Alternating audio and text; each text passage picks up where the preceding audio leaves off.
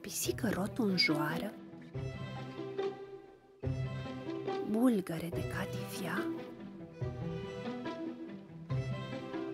se rostogoli afară,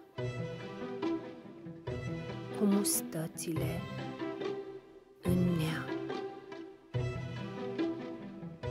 Miau! Și vai, ce frig mi-e, Doamne! Și cu laptele ăsta rece s-a întins în toată zarea. Toate văile să nece. Ce se întâmplă?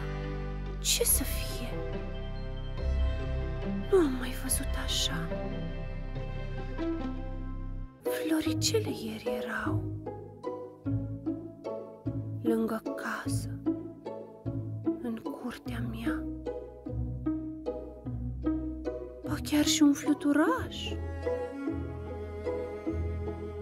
Îl văzusem pe poznaș. Încercasem cu lăbuța să-l prind iute, să-l dau huța. Și acum cu cine mă joc? Laptele nu-l beau deloc, că mă doare burticuța și mă fac cât tărtăcuța.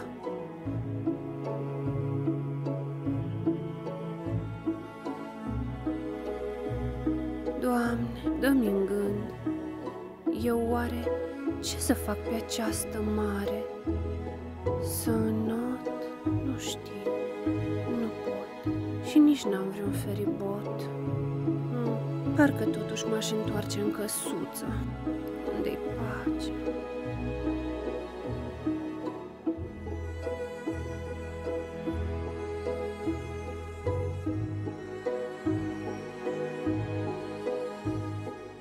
Stau cu minte lângă mamă, ador și apoi mă trezesc. Poate totuși